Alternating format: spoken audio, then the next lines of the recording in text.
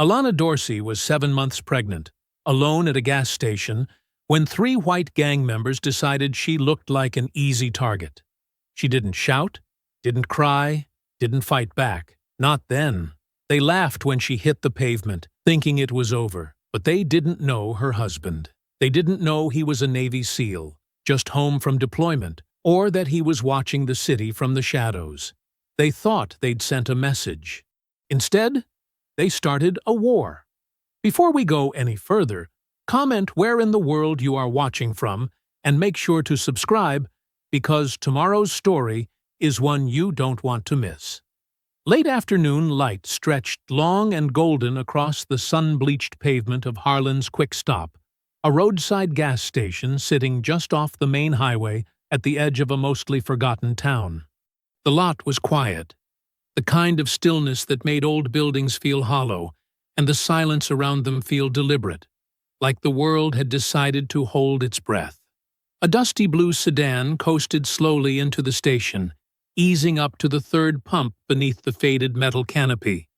The engine clicked off with a tired groan, and a moment later, Alana Dorsey stepped out. Her hand instinctively moved to her belly, not out of discomfort, but habit. 7.5 months along, her center of balance had shifted, and every step now came with the deliberate grace of a woman used to moving through the world carefully, not timidly. She wore a soft cotton dress stretched over her stomach and a light denim jacket that she left open in the front. A faded band around her wrist had once been her husband's and now served as a quiet anchor, a reminder of how close she was to holding the life they had created together. The breeze was barely there, warm against her skin, carrying the faint scent of old oil, gravel, and hot asphalt. Alana pulled the nozzle from its holster, slid it into the tank, and pressed the worn buttons with steady fingers. She kept her back to the store and the figures near its entrance, not out of fear, but from a practiced awareness. She had learned long ago that sometimes silence was the most deliberate thing a person could wield. 3 men leaned against the wall just past the automatic doors, beneath the grimy store signage that had lost most of its letters over the years. Cal Brewer stood at the center, arms crossed, and one boot planted against the base of a stacked display of firewood. His arms were tanned and scarred, a jagged inked cross disappearing beneath the frayed edge of his sleeve. He wasn't loud, but he didn't have to be. Cal's presence was the kind that shifted air, quiet, watchful, and heavy with intent. To his left and right stood the Wheeler twins, Mick and Grady, nearly identical in build and dress, from their matching leather vests to the untied boots that scraped faintly against the ground as they shifted in place. They were talking just loud enough for their voices to carry, murmurs that slipped in and out of clarity. "She ain't from around here," Grady said, lifting a cigarette to his mouth with one hand while gesturing lazily with the other. "That's city skin. Soft, dressed up like it belongs." Cal didn't look at Alana directly, but the curve of his mouth hinted at something sour beneath the surface. "Bet she thinks she can just walk in. No problem. New rules, right? Everyone gets to feel safe now." Mick smirked as his gaze followed the line of Alana's back. "She looks like she's got something cooking. Maybe we should ask who the daddy is. Could be any of us if she's got the nerve to show up here like that." Grady chuckled, a dry, hollow sound. "You know the type. Thinks respect is automatic just 'cause she waddled in pregnant." Alana's face didn't flinch, not even when the pump clicked loudly to signal a full tank. She hung the nozzle back in place, closed the fuel door with a light touch, and reached into the back seat to grab her small purse.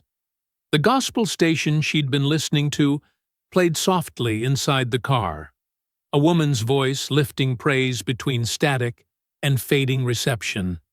She turned and began walking toward the store entrance. Cal shifted his weight slightly, catching her movement with the edge of his vision. The others straightened just a bit, not in greeting, but in challenge. The door's motion sensor had been broken for weeks and didn't respond until she was almost directly beneath the overhang. Before she could reach it, Mick took a step forward, just enough to block the path in a way that might have seemed accidental, if not for the pointed stillness that followed. "Afternoon," he said, not with politeness, but the kind of flat familiarity that scraped like gravel. "Sure is warm for someone that far along to be out running errands." Alana stopped a foot short of him. Her voice was calm, low, and measured. "I'm going inside. That's all." "Funny thing," Grady added, leaning in a little with a crooked grin.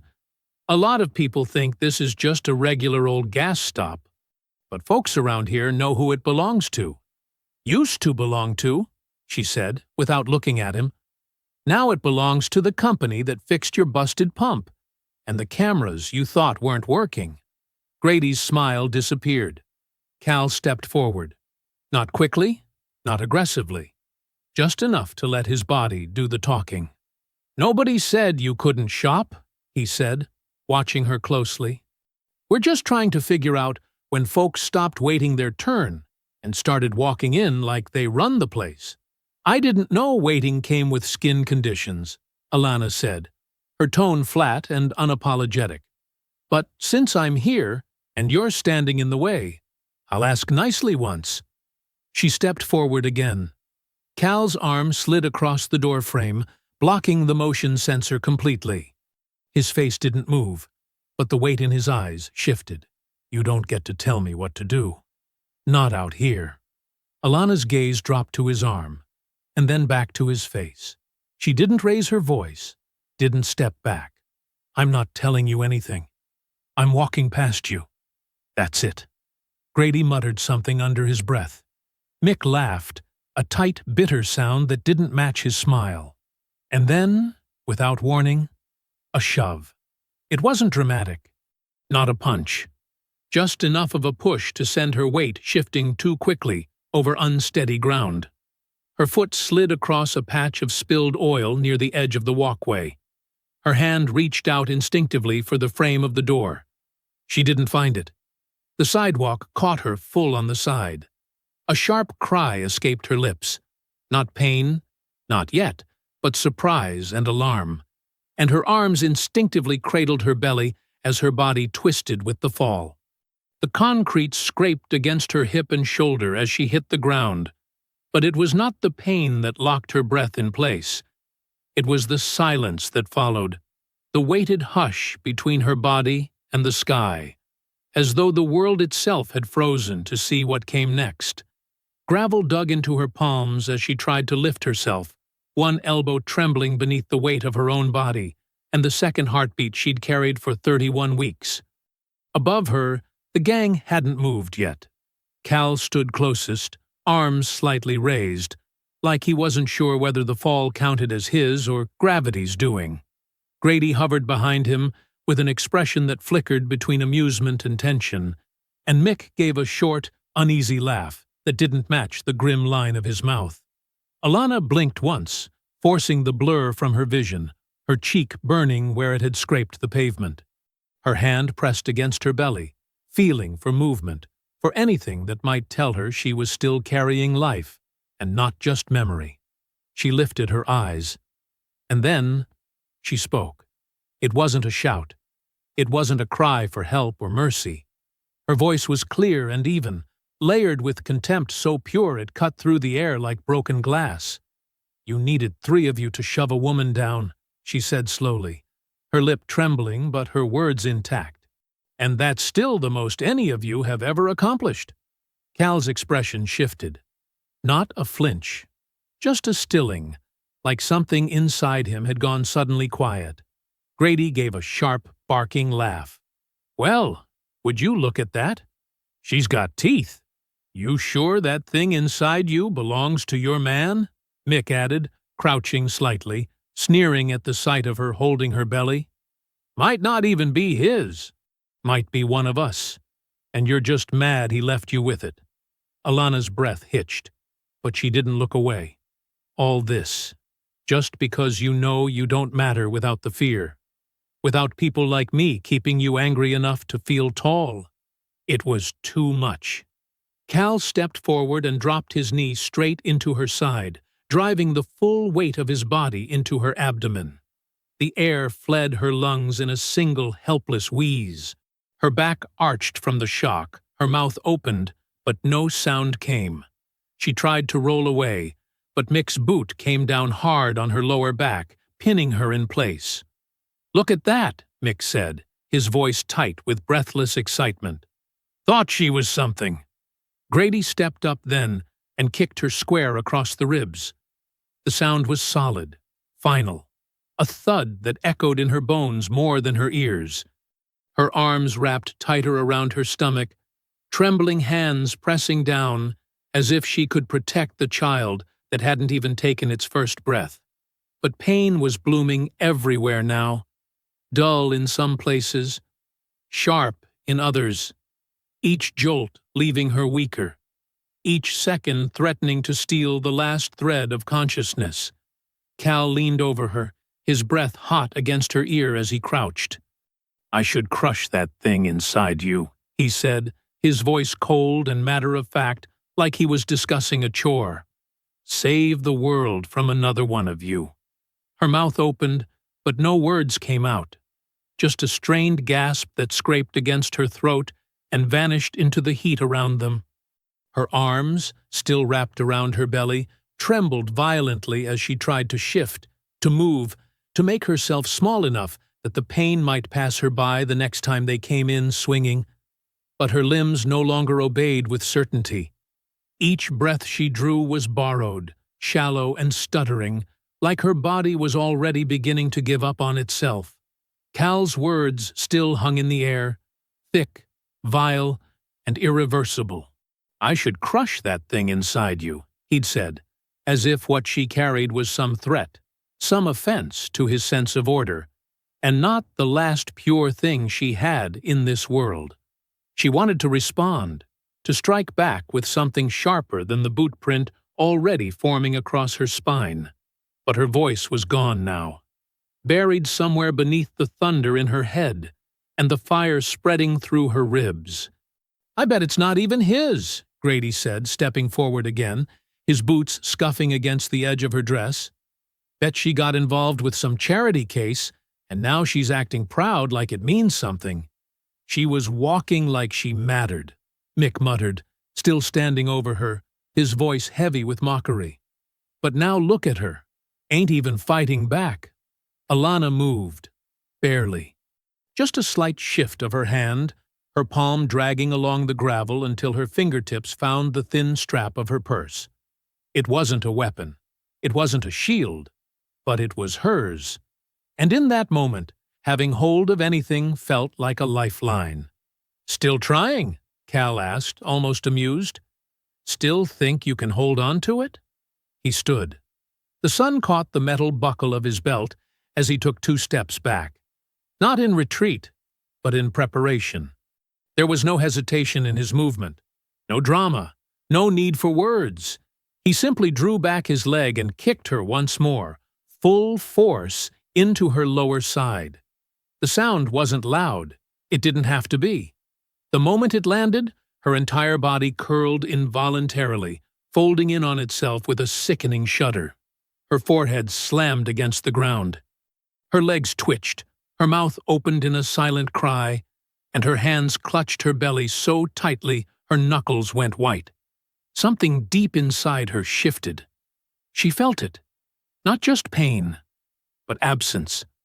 The sensation was unmistakable. She had been hurt before in her life. She had known fear, known exhaustion, known grief, but never had she felt her body betray her so completely. Never had she felt something so precious slip from her grasp without a sound. There were no tears, no screams, only the tight, collapsing breath of a woman who knew in that moment she had just lost everything she had spent months building her hope around. Mick exhaled sharply, almost startled by the violence of the last strike. Even Grady hesitated, his smirk faltering for just a second. But then Cal turned away, satisfied, wiping the sweat from his brow with the edge of his shirt, like he had just finished a workout.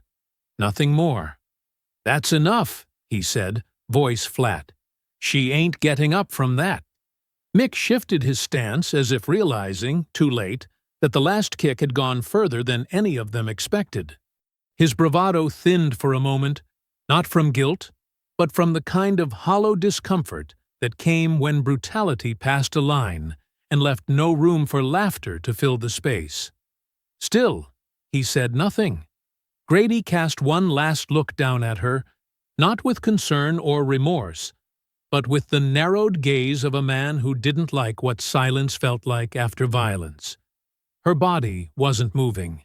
Her arms stayed coiled tightly around her midsection. Her head, half turned toward the sky, gave no sign that she was conscious anymore. There was blood now, more than they expected, a thin trail slipping from the corner of her mouth, joining the widening smear beneath her ribs. Grady cleared his throat and jerked his chin toward the truck. "We're done here." Cal had already turned away. He moved without a second glance, his boots crunching over the scattered gravel as he approached the driver's side door. He wiped the last of the sweat from his forehead with the hem of his shirt, then flicked it back down and climbed into the cab like he was finishing a chore. His movements weren't rushed. He knew no one was coming.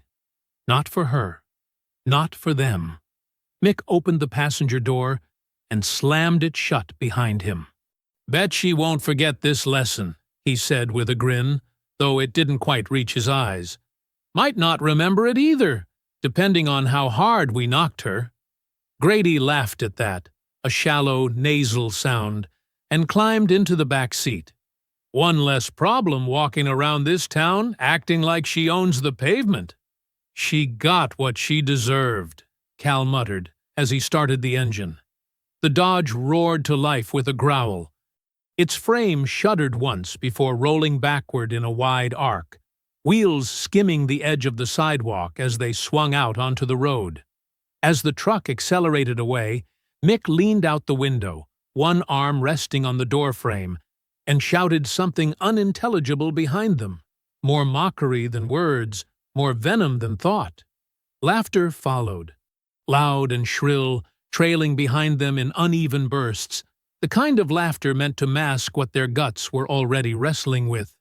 As the taillights disappeared over the hill at the edge of the service road, the sound thinned and vanished with them, swallowed by distance, leaving nothing but heat, silence, and a body broken under the weight of 3 men who believed no one would come looking. Alana lay still. She was aware of the world only in fragments now. The shimmer of heat rising from the pavement in front of her eyes, the quiet buzz of the street lamp overhead, the slow, sticky warmth of blood tracing the curve of her chin and pooling at her shoulder. Her arms refused to move. Her legs twitched, not with purpose, but with the confused signals of a body struggling to process trauma. Her breaths were no longer steady. They came in gasps, jagged and wet, caught somewhere between her lungs and throat, as though every breath might be her last. The waiting room at St. Adeline Memorial was nearly empty, as though the night had agreed to spare the staff one less tragedy, until now. Fluorescent lights buzzed low overhead, too bright, too steady, their unflinching glow casting long reflections against the tile floor. A nurse moved briskly across the corridor, her sneakers squeaking faintly with each step, while a receptionist murmured instructions into a phone that barely pierced the hush pressing against the walls. Tyrone Dorsey stood just inside the doorway of the emergency wing, his uniform still sharp from transit, his boots dusted from the base parking lot, his duffel bag forgotten in the back of a borrowed government SUV. He didn't speak. He didn't ask for directions. He didn't look lost. He simply stood there for a long, silent moment, as if some unseen signal had flickered across the air and confirmed what no words yet had. The call had come 2 hours ago. Unidentified woman, black. late pregnancy, assault victim, listed as critical. He had not asked questions. He had just driven. Now, as the nurse spotted him and moved to intercept, clipboard in hand, her voice softened before it even left her throat. "Are you Mr. Dorsey?" He nodded once. "Please come with me." The hallway was long, sterile, and silent. They passed 3 closed doors, a pair of whispering nurses, and a portable gurney pushed to the side. The door at the end of the hall stood open. A soft, rhythmic beeping came from inside. Tyrone's footsteps made no sound, but each one felt louder in the gravity of that corridor. When he stepped into the room, his chest didn't rise. He didn't take a breath. He didn't blink. Alana lay on the hospital bed, her face swollen and bruised, her lip split in 2 places, and one eye nearly closed from the impact of a strike that hadn't stopped with her falling. Her arms rested above the blanket, an IV snaking from one wrist. A small oxygen mask lay askew across her cheek, and the monitor beside her counted each fragile heartbeat with clinical indifference. A nurse inside adjusted her chart and slipped out without a word. Tyrone stepped closer. He took in everything: the bruises darkening her neck, the cuts trailing down the side of her jaw, the bruising across her arms where she must have tried to shield her stomach. But his eyes didn't move to her belly right away.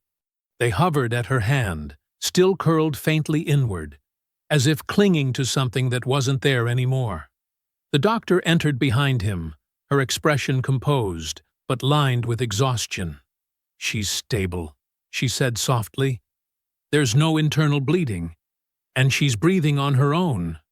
But Tyrone's gaze didn't move. "The trauma," the doctor continued, pausing only once. "It was too much. We did everything we could." "But the baby!" She didn't finish the sentence. She didn't need to. Tyrone didn't flinch, didn't ask for details, didn't sit. He simply stood there, the silence around him growing thicker, not empty, but charged, as though something vast and unseen had just shifted inside him and would not shift back. The loss settled not in his eyes, but in the stillness of his stance, the way his fists slowly curled at his sides, the way his shoulders drew back, not from pain, but from purpose. The doctor waited for a question, an emotion, even a flicker of acknowledgement. There was none. Eventually, she stepped back and quietly left the room. Tyrone remained by Alana's side until the monitor's rhythm steadied into a slower pace, the signal of her body returning from the edge. He reached down and adjusted the oxygen mask gently, not like a man tending to someone fragile, but like someone returning something to its rightful place. Then he turned and left. Outside, the air had cooled just enough to sting. The lights in the lot had that washed-out halo that only came from fatigue and grief crashing into each other. Tyrone walked past his parked vehicle, past the exit, and down the sidewalk where the glow of the hospital no longer reached. He pulled his phone from his jacket, dialed one number without looking, and raised it to his ear. It rang once, then picked up. "Tyrone?" "Kendrick," he said quietly. His voice didn't waver. "I'm ready." He ended the call without waiting for a reply. The night remained quiet, but not for long. The diner sat at the edge of a forgotten stretch of road just outside the city's center, far enough from streetlights and patrol routes to be left alone, close enough that it could watch the heartbeat of the town without being noticed. The chipped neon sign above the roof blinked unevenly, casting a soft red glow over the cracked concrete steps and faded picnic benches outside. Inside, the booths were worn, their cushions patched with duct tape, the walls lined with faded newspaper clippings and photographs that hadn't meant anything to anyone in at least a decade. Tyrone stepped through the door like he had done it 100 times before, though the woman behind the counter had never seen his face. Her gaze flicked up briefly, But something in the way he carried himself silenced the usual small talk. He didn't order. He didn't slow. He walked straight to the back booth where two people were already waiting, seated opposite each other, the weight of their shared years etched into the space between them. Officer Kendrick Moss sat on the left, his badge clipped low to his belt and half covered by a plain brown windbreaker. His hair had gone silver at the temples, and the bags under his eyes said more about the job than any rank ever could. Across from him, Detective Kenya Rollins sat with a posture too clean to be comfortable, shoulders drawn back, fingers tapping slowly against the edge of a manila folder that hadn't yet been opened. She wore plain clothes, but nothing about her felt unremarkable. Her eyes followed Tyrone all the way to the seat, assessing him without blinking. Tyrone slid into the booth without speaking. The silence that followed wasn't awkward. It was sharp, measured, like a blade being drawn slow and deliberate across stone. Moss was the first to speak. "I heard what happened. I'm sorry, Tyrone. I truly am." Tyrone nodded once, then looked at Kenya. "You know what this is," he said, voice even. "You know what they did." Kenya tapped the file once, then pushed it across the table. "We've been watching the Wheeler boys for 3 years. That includes Cal Brewer and 6 others tied directly to them. Stash houses, muscle, runners. The problem is they're protected. Every time we move, the case folds before we can even write a warrant. Judges stall. Prosecutors back out. And too many of their foot soldiers are ghosts. No IDs, no prints, no paper trail. They got people in the mayor's office," Moss added, rubbing the back of his neck like the thought physically weighed him down. "Cousins in real estate, nephews in zoning, donations flowing to the right campaigns. Every time we get close, someone pulls a thread, and it all unravels before we can grab hold." Tyrone opened the folder and scanned the photos inside. They weren't blurry. They weren't vague. Faces, names, timestamps. Mick and Grady Wheeler unloading crates behind a mechanic's shop. Cal leaning into a tinted car window at the edge of a bar lot. Surveillance stills from a liquor store. A body camera image smuggled through an off-the-record source. "What if we don't ask for permission?" Tyrone asked, eyes still on the photos. Kenya sat forward. "Define don't ask." "We take what they trust," Tyrone said calmly, closing the folder. "We hit them where they live, where they stash, where they talk. We make them panic. They'll start turning on each other. They'll bury themselves." Moss leaned back, folding his arms across his chest. "And what happens when they start hitting back?" "They will," Tyrone said. "But not before they lose the places they feel safe. And by the time they come up for air, they'll have left enough behind to finish them."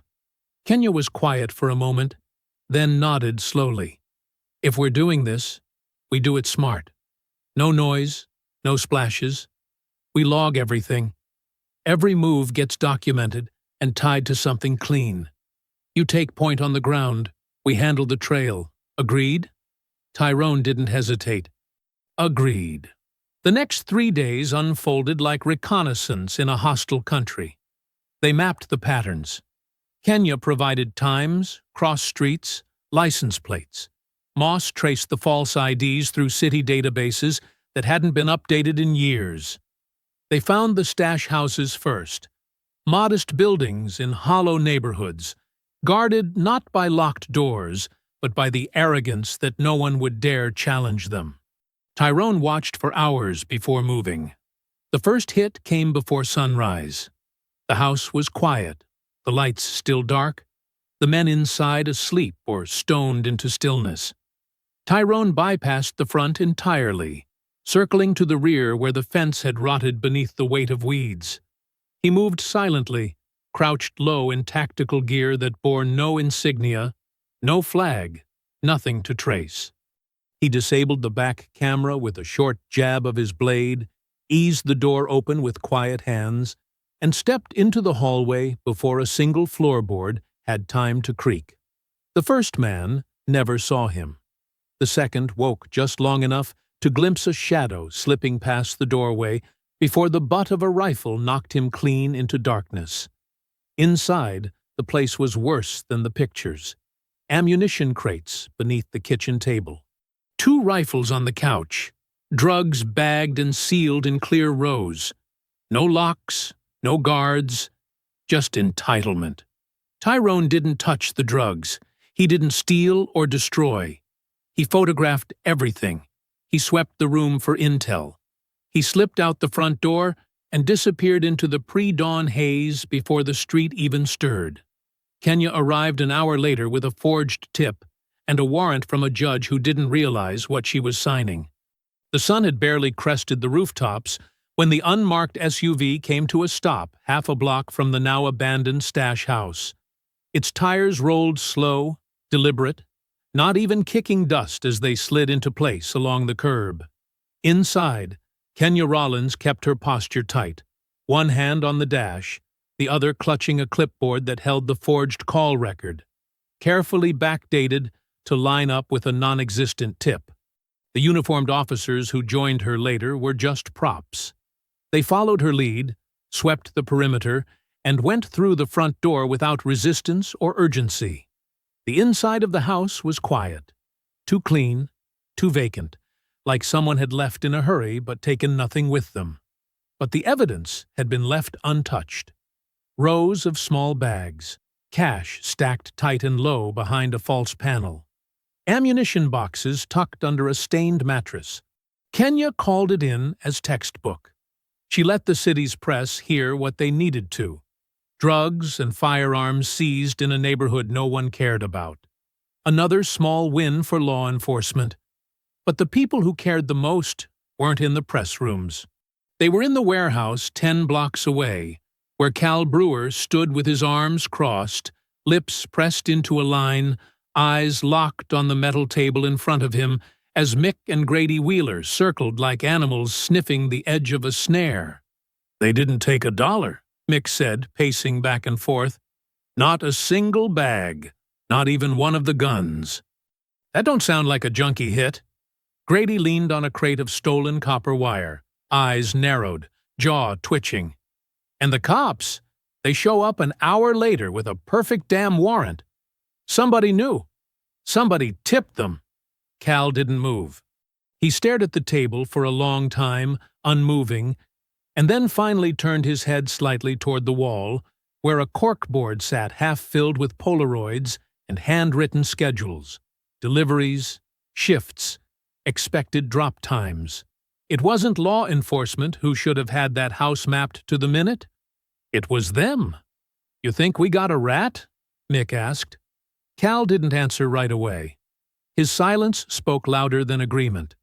The room tensed. "What about the new kid, Eli?" Grady suggested. "Started hanging around the night runs, asking too many questions." "Eli's too dumb to be the leak," Cal said flatly. Mick spat on the floor, his voice tight with frustration. "Then who? Because someone's feeding them clean intel, and it sure as hell ain't coming from our side."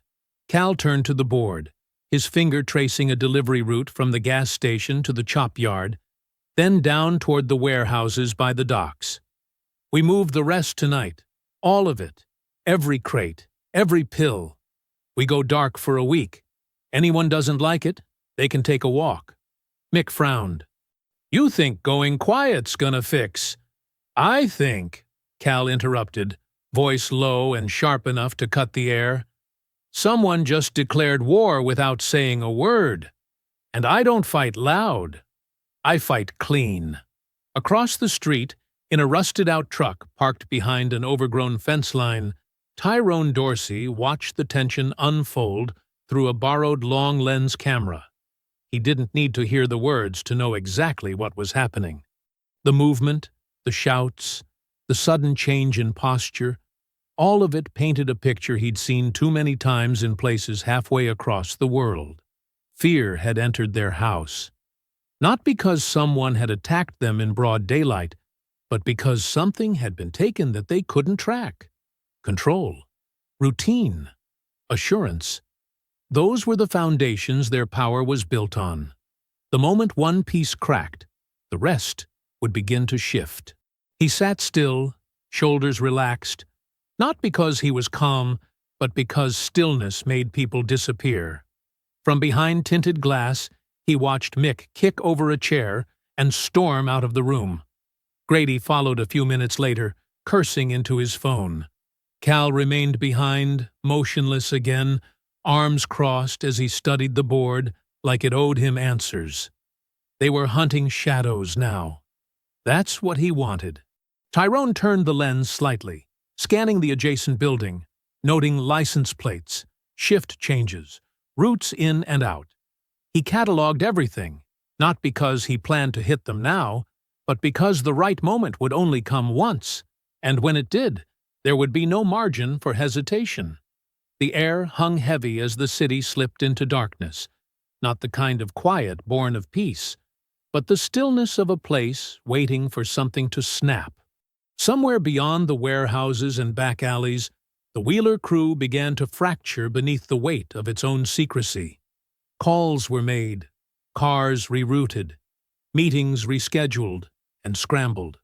Cal's orders had been sharp.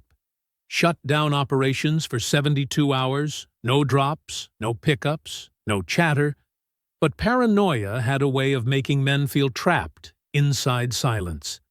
Kenya moved first. She fed the city's most notorious defense attorney a sliver of information, an unsigned report about a gun found in a property tied to one of the gang's shell companies. She didn't name names. She didn't have to. The attorney, known for protecting the Wheeler crew, panicked quietly. Within hours, he reached out to an assistant district attorney with a half-offer of cooperation that would later vanish just as fast. But the damage had been done. Whispers began to curl inside courtrooms and offices, whispers that someone, somewhere, had started flipping pieces of the puzzle. Meanwhile, Moss made another kind of move, less public but equally surgical. He requested internal records on a city waste contract used to launder gang money, knowing full well it would ping on someone's desk. It didn't take long. The following day, a contact inside zoning reported that a white SUV had been parked outside Moss's home for 3 hours without moving. Tyrone, watching it all from the periphery, saw what he needed to see. They were off balance, and that's when he turned his attention back to the people who mattered. Alana had been discharged 4 days earlier. Her body had healed enough to walk, to dress, to eat in short, quiet bites that filled the room with nothing but the sound of silverware against ceramic. But her voice, once warm and full of gentle fire, had narrowed into a kind of silence that didn't retreat. It settled. She moved like someone who'd been dropped into a life that no longer recognized her, eyes lingering too long on nothing in particular, hands folding and unfolding themselves around cups of tea she never finished. Tyrone stayed close, but gave her space. He cooked when she didn't ask, watched her without pressing, and when the room went quiet, he never asked about the child. She never brought it up. They lived in the pause between sentences that never got said, the air between them filled with too much history and not enough breath. Late one evening, as the sky folded into a deep navy and the streets began to empty, Tyrone stepped out the back door and walked to the edge of the property, where a rusted pickup sat crooked behind a leaning fence. It wasn't one of theirs. It belonged to a man named Joel Trebb, low-level transport runner, barely trusted, but useful for smuggling goods between towns under the radar. Joel didn't know he was being watched. He thought parking in neutral corners kept him invisible. Tyrone approached the vehicle like he would a live wire. He crouched low, pulled a soft cloth from his jacket, and slipped under the chassis in a single smooth motion. The night carried just enough wind to hide the sound of the screwdriver as he loosened the panel beneath the cab. His fingers moved with precision, placing the tracking device deep in the undercarriage where the signal would remain strong but hidden from quick inspections. He sealed it, wiped down every bolt, then slipped out the way he came. Silent, clean, and unseen. As he walked back through the alley, however, movement flickered near the dumpsters. He paused, weight shifting subtly, breath slowing. A figure stepped out from the shadow, stocky, mid-30s, wearing a black leather vest unzipped over a faded hoodie, a silver cross swinging from his neck. Tyrone recognized him instantly. Denny Lask, one of Cal's enforcers, known for his fists and little else. "You lost?" Tyrone asked, voice calm, measured, with no need to raise it. Denny grinned, cracked his neck once, and stepped forward. "Funny. I was about to ask you the same thing." Tyrone tilted his head slightly, calculating distance. There were no witnesses, no lights close enough for cameras, just the narrow alley and the quiet. "I've seen you," Denny said, circling a little now. "Snooping around places you don't belong. Someone said you showed up right before the house got hit. I must have one of those faces." Denny chuckled. "You got a mouth on you for a guy standing in the dark with nowhere to go." Tyrone didn't respond. He didn't need to. Denny lunged first. He came in fast, swinging with his right, sloppy but full of weight. Tyrone slipped the punch with a shift of his shoulders, caught Denny's wrist mid-motion, and twisted hard enough to drop him to one knee. The pop of the joint came sharp and clean. Denny howled and swung upward with his left. Tyrone blocked it with his forearm and drove his elbow into Denny's throat. Not enough to crush. Just enough to silence the shout. The fight was ugly after that. Denny pushed forward, grabbing at Tyrone's shirt, trying to use bulk and momentum to slam him against the wall. Tyrone let him come, shifted at the last second, and sent Denny crashing into the dumpster. The metal echoed through the alley. A cloud of sour air burst from inside. Before Denny could turn, Tyrone hit him once in the side of the head, open-handed, but with enough force to rattle his balance, and followed with a knee to the ribs. Denny collapsed forward, coughing hard, arms trembling as they tried to find the ground. Tyrone stepped back, eyes cold, chest rising steady. "You don't know me," he said quietly, crouching just low enough for Denny to see his face clearly through the haze of pain. "You don't know what I've done, or who I've buried, and you don't know what you took from me. But you're going to."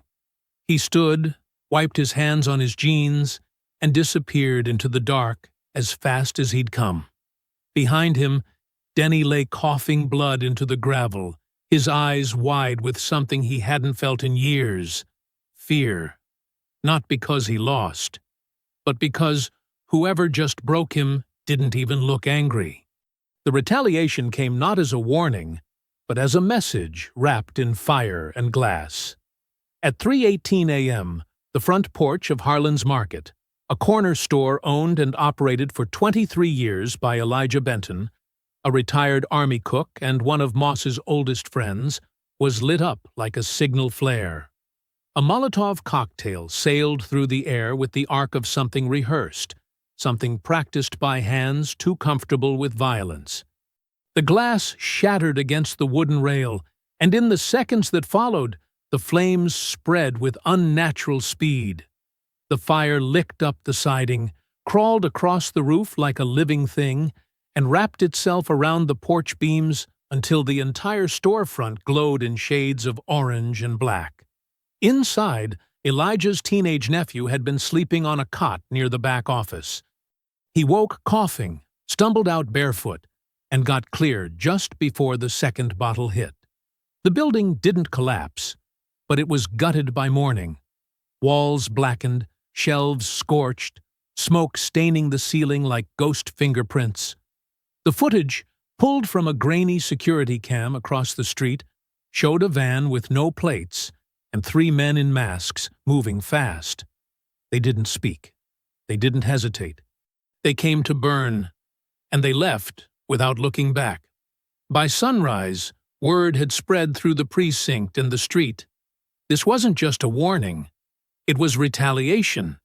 Inside the makeshift operations room they had turned Moss's back office into, Kenya stood stiff-backed, pacing near the whiteboard, while Tyrone calmly studied a map on the far wall. The silence between them was stretched thin, the kind that came not from disagreement, but from two opposing storms waiting to break. "They targeted Elijah," she said flatly. "They went after someone who wasn't part of this. That boy could have died." Tyrone didn't turn. "But he didn't. That's not the point. It is to them." Kenya moved closer. "This isn't war, Tyrone. Not the kind you're trained for. You don't get to operate with no oversight. This is public now. People are watching. They started that fire because they're afraid," he replied without raising his voice. "You don't set fires when you're in control.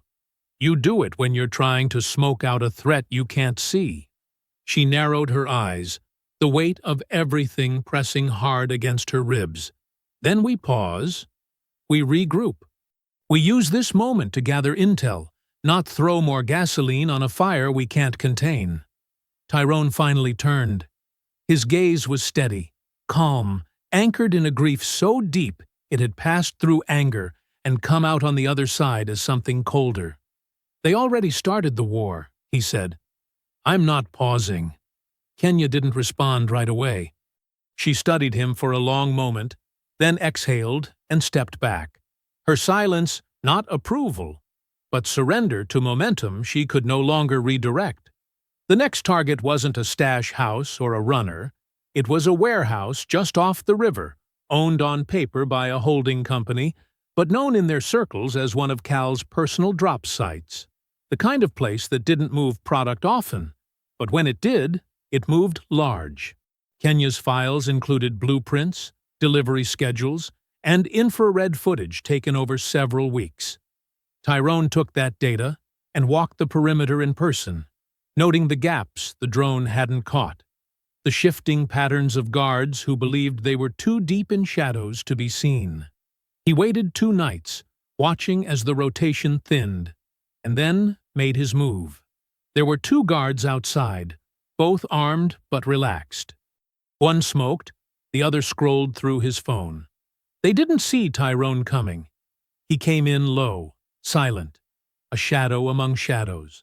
The first guard didn't even lift his head before a quiet strike to the neck dropped him flat. The second turned too late and found himself gasping for breath, his pistol stripped and tossed into the alley before he could even raise it. Inside the warehouse, the lights were off, but the air was heavy with the scent of oil and plastic wrap. Crates lined the walls, unmarked, sealed tight, but filled with guns, pills, and counterfeit cash. Tyrone didn't take a single thing. Instead, he marked crates, placed tiny adhesive tags near their hinges, and pulled memory cards from 2 poorly hidden cameras. He left no signature, no prints, no visible damage. But by morning, the building was already crawling with Wheeler crew. Cal arrived just before dawn, stepping out of a black SUV with a scowl carved deep into his face. He didn't speak as he walked through the aisles. He didn't need to. The men around him moved nervously, checking crates, whispering guesses, arguing over whether it was a break-in or a bad delivery. No one noticed the absence of product, because nothing had been stolen, and that made it worse. Cal stood in the middle of the floor, staring up at the catwalk that lined the top of the structure, eyes scanning the space like he could smell whoever had walked through it. He didn't bark orders. He just stared until the silence thickened into dread. Later that day, Kenya confronted Tyrone near the water, where he stood watching the current roll beneath the train bridge. She didn't speak for a while, just stood beside him, hands buried in her coat pockets, her eyes following the flow downstream. "You keep pushing like this. There's not going to be a gang left to prosecute.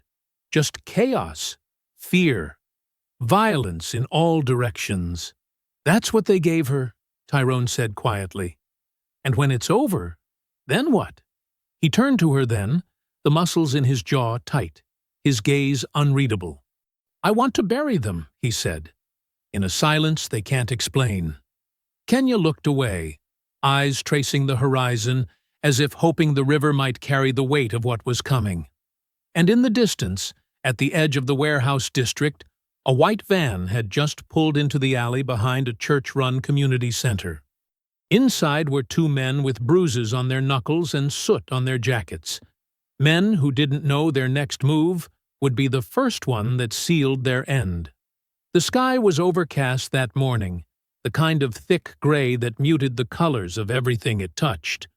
The grass looked dull, the trees more skeletal than they had in days, their thin branches barely stirring in the soft wind.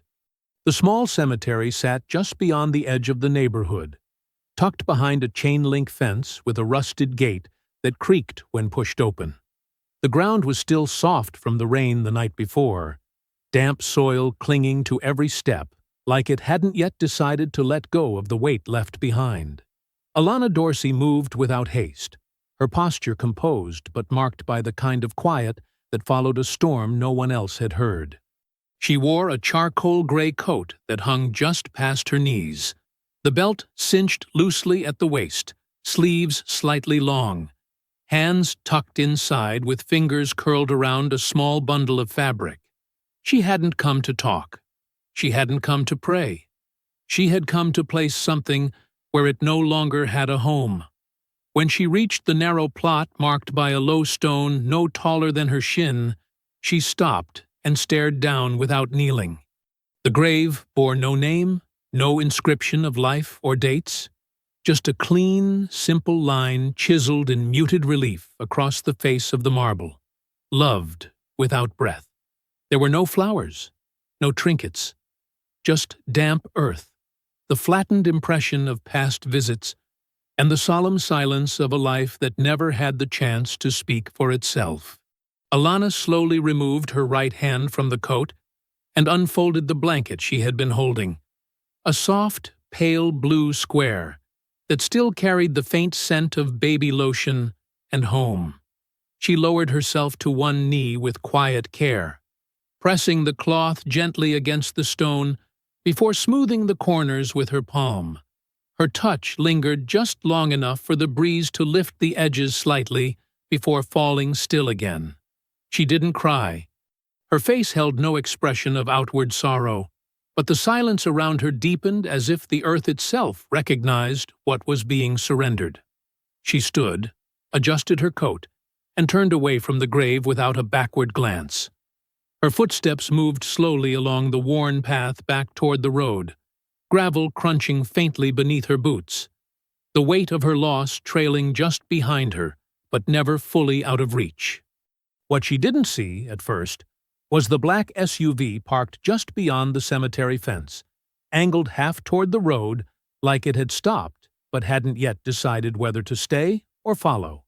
Cal Brewer leaned against the driver's side door, his arms folded across his chest, posture relaxed, but the sharpness in his gaze gave him away.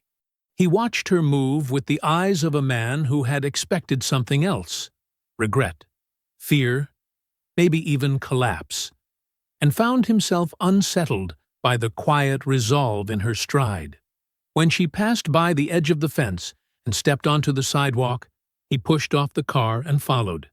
His boots hit the pavement with deliberate slowness, and his voice followed close behind her shoulder, low and heavy with mock concern. "Didn't expect to see you out here so soon," he said, his tone feigning familiarity, while his steps narrowed the distance between them. "Figured after what happened, you'd know better than to wander off alone." Alana kept walking. Cal didn't.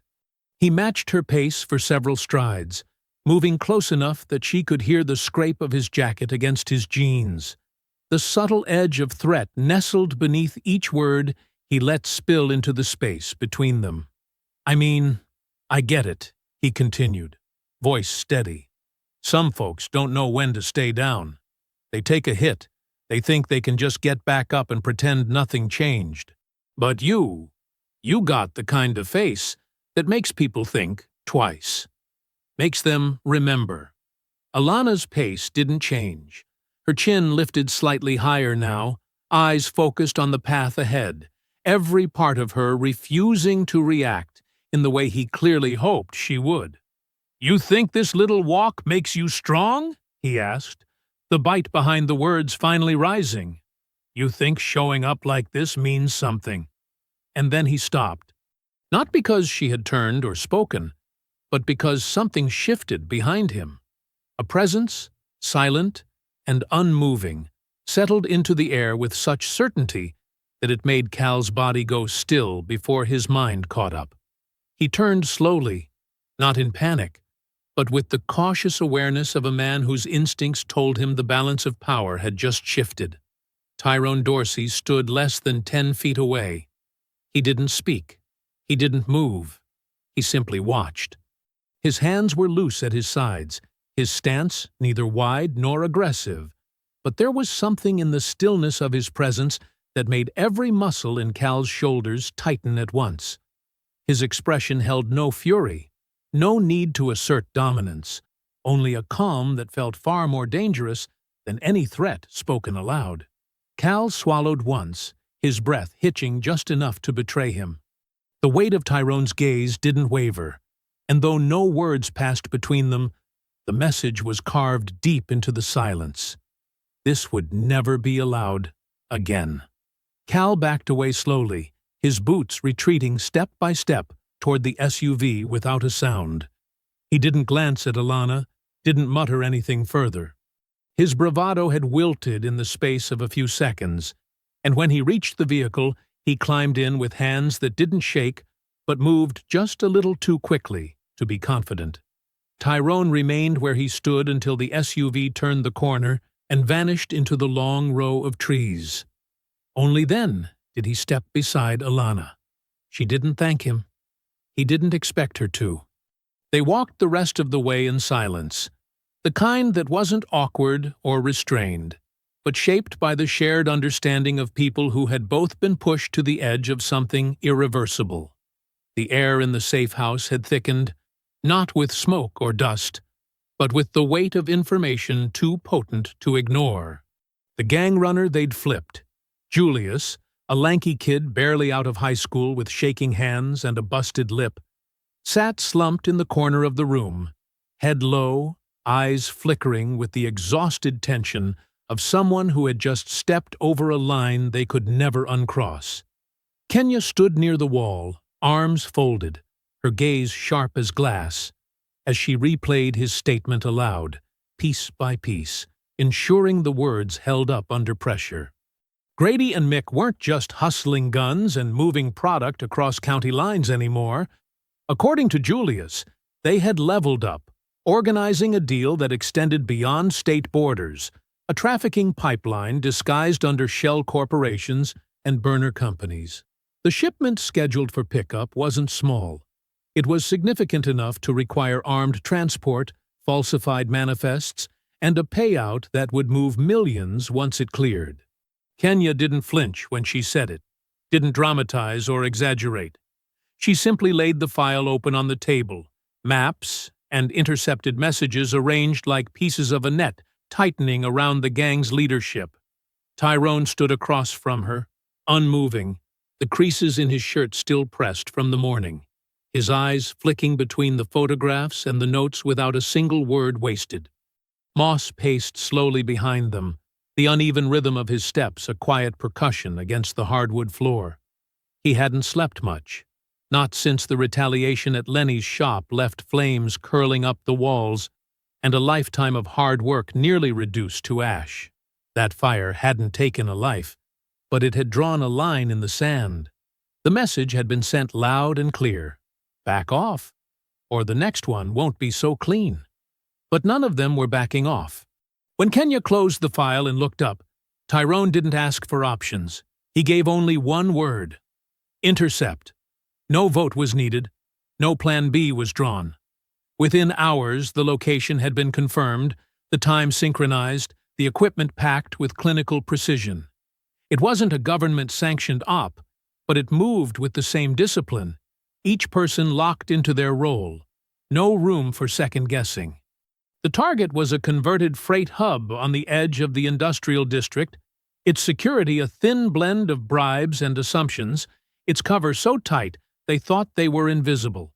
But they weren't invisible to Tyrone, not after the routes had been mapped and the players identified. They weren't invisible to Kenya, who had traced every bank transaction that didn't make sense until the full picture had come into view. And they weren't invisible to Moss, who had once walked those streets in uniform, shaking hands with men he now knew had been bought years ago. The operation hit just past midnight, when the last shift change had passed and the trucks were being loaded under the cover of silence. Tyrone moved first, his approach ghost-like, his timing exact, disarming two guards with swift, controlled motions that left them alive but confused, their radios yanked before they could speak. Kenya followed with a team of two, cutting power to the rear lot, cloaking the far side of the building in a wave of darkness. Moss entered through the side corridor, a tactical flashlight low and steady, sweeping each hallway with the caution of a man who had seen too many good plans fall apart from impatience. Inside, the cargo was still being logged. Crates packed with illegal firearms, boxes marked with fake barcodes, containers stacked with enough narcotics to poison a city block. But it wasn't just product they found.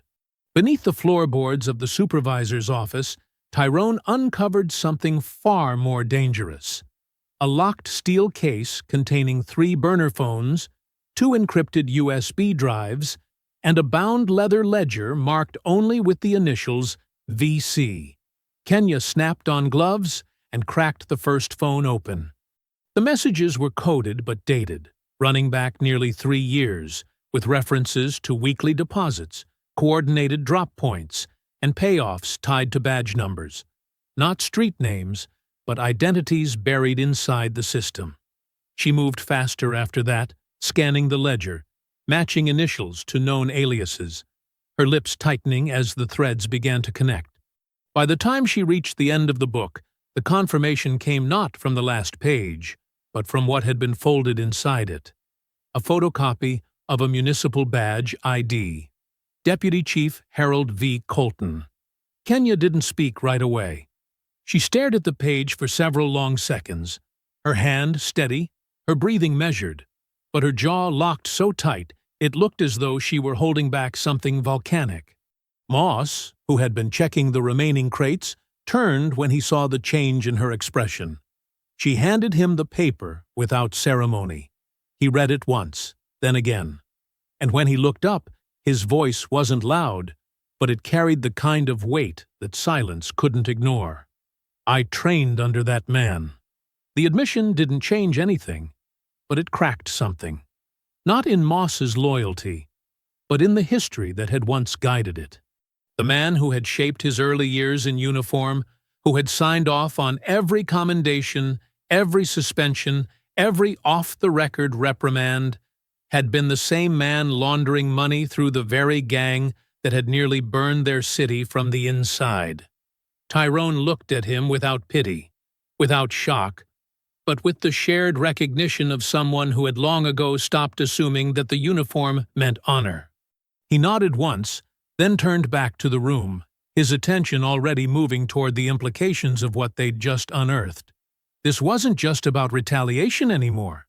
It was about exposure, and they were nowhere near finished. By the time dawn unfolded across the quiet lanes of the city, casting a pale gray light over storefronts still shuttered and sidewalks still slick from the mist, the balance had already begun to shift. The gang, once certain in their dominance, started grasping at threads they couldn't trace, calls that rang endlessly without answer, contacts who no longer returned favors, doors that once opened with ease now closed without explanation. There was no single moment when control was lost, no defining blow that signaled defeat, but the erosion had begun, and it was silent, steady, and relentless in a way they had never prepared for. Inside a dim garage tucked behind a rusted-out auto shop on the edge of town, Cal paced with the intensity of a man whose grip was slipping. His shoulders rolled with tension, his boots scuffed dark trails into the oil-stained concrete, and his fists opened and closed at his sides like pistons searching for release. The informant they had once trusted, young, wide-eyed, overeager, was now a ghost, found face down in a dry creek bed behind Millstone. No sirens had come, no lights, no outrage. His death wasn't a message to the city. It was a message to them. And it had failed. Mick sat in the corner of the room, head low over his phone, fingers twitching with unease as he sent message after message to law enforcement allies, street-level connections, and old favors that no longer responded the way they once had. The usual phrases, coded but familiar, had lost their power. Now the language was overt, blunt, panicked, as if dressing desperation in subtlety was no longer worth the time.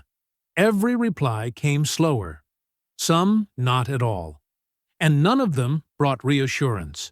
What Mick couldn't have known, what none of them yet understood, was that every single word being spoken was captured. The phones were no longer theirs. The lines they thought secure had long been compromised. Kenya had laced the data stream days earlier, rerouting signals through untraceable ghost nodes, every incoming and outgoing ping feeding into her encrypted vault like a river collecting silt. She had learned to read their rhythms like a heartbeat.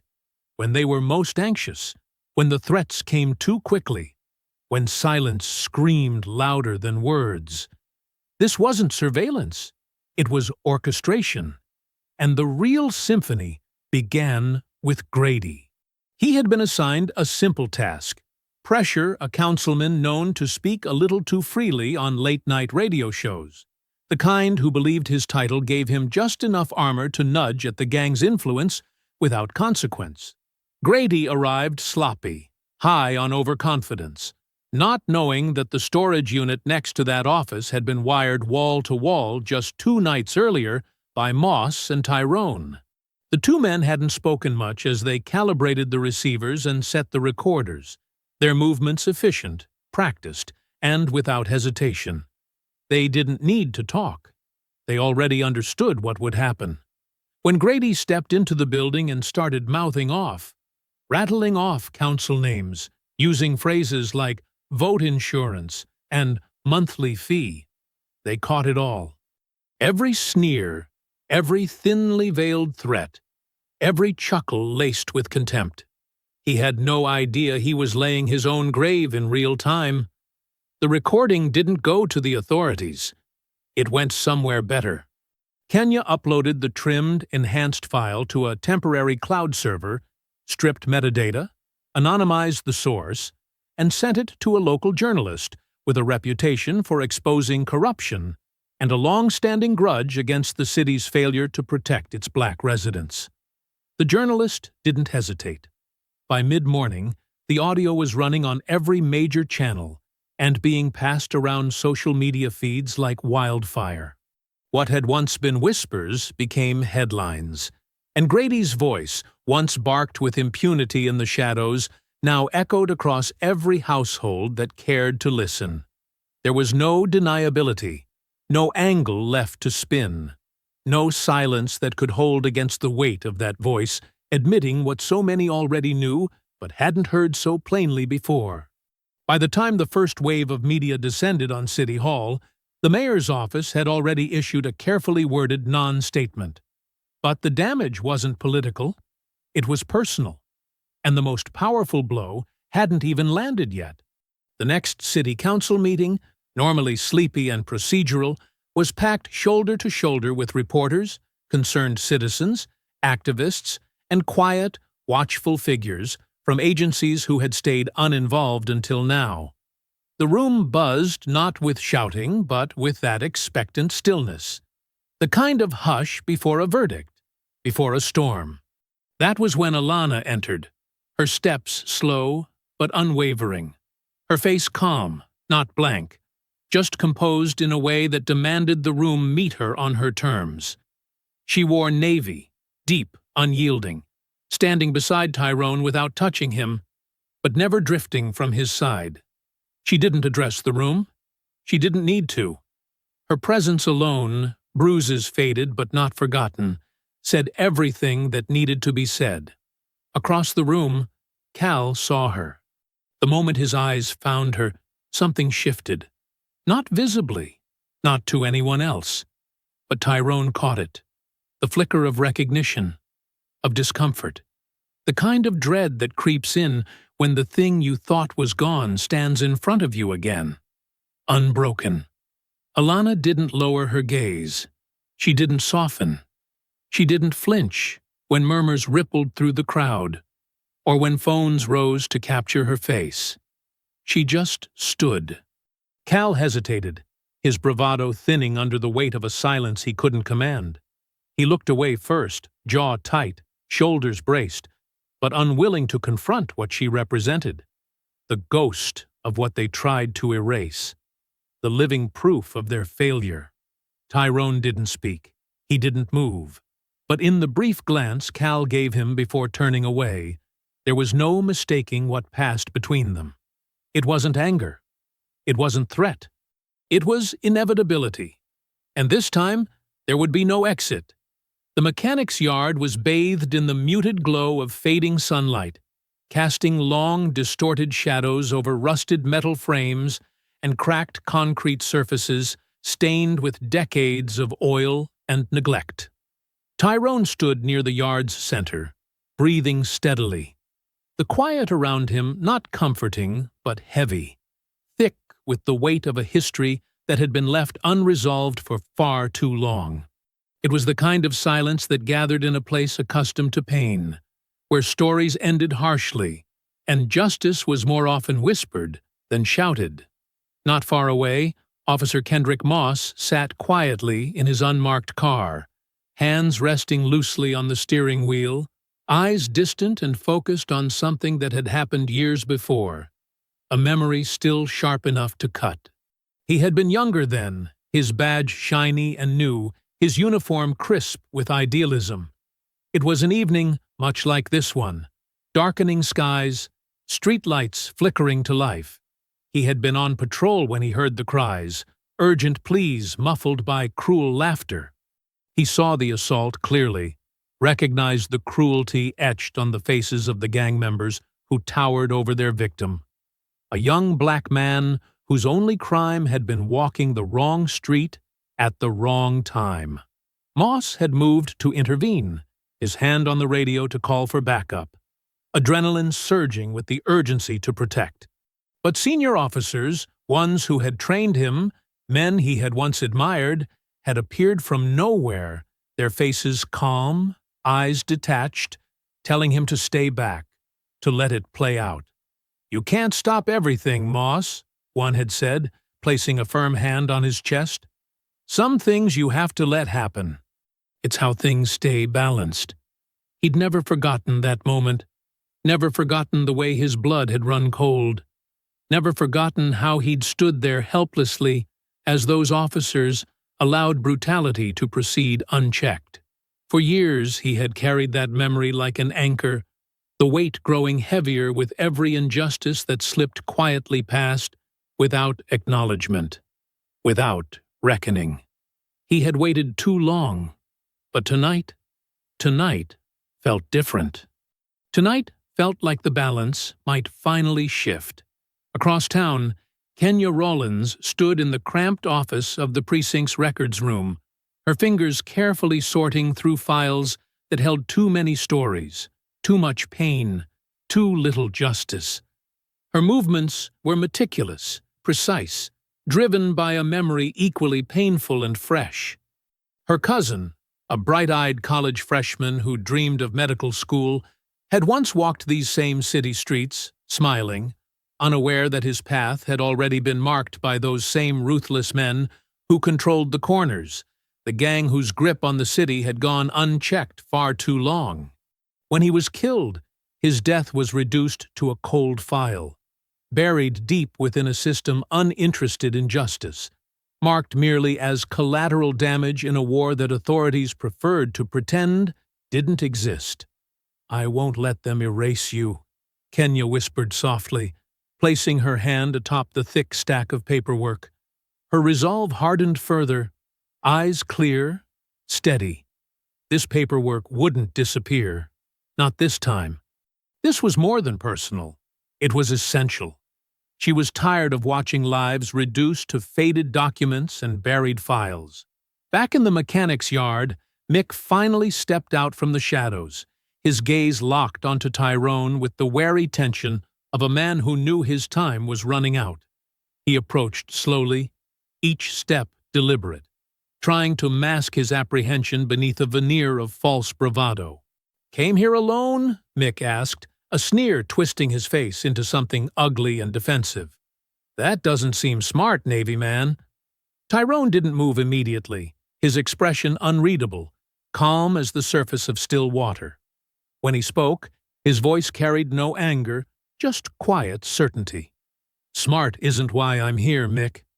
I'm here because someone has to finish what you started." Mick lunged abruptly, his fists swinging wide and wild, desperation driving his movements.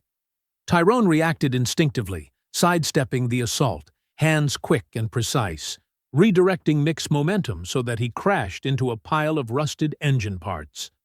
Metal clattered loudly, sending echoes ringing sharply off the yard's concrete walls.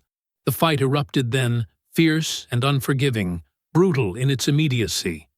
They exchanged heavy blows, Mick's punches driven by panic and fury, Tyrone's counterattacks fueled by disciplined anger and a precision honed in combat. Blood spattered onto the ground, droplets mixing indistinguishably with oil and dirt.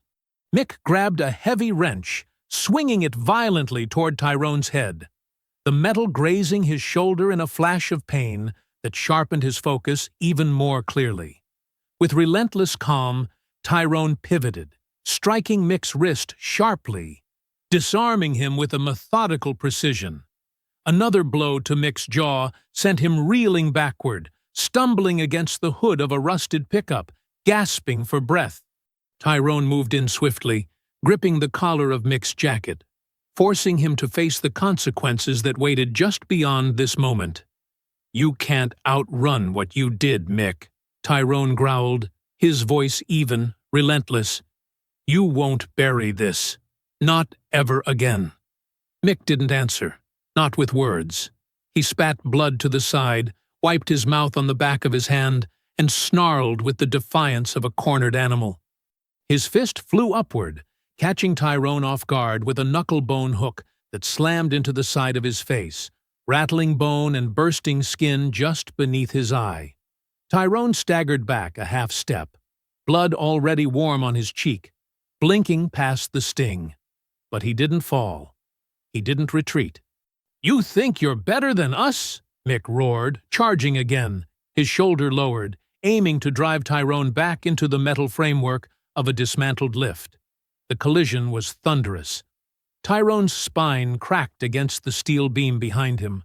The wind pushed forcefully from his lungs, but even as pain spidered down his back, he dropped low, pivoted, and grabbed Mick by the front of his coat, twisting his weight with brutal momentum. The throw wasn't elegant, but it was devastating. Mick landed hard against the cracked pavement, dust and gravel grinding into his skin. He tried to rise immediately, but Tyrone was already there, one knee braced on his chest, fist raised high.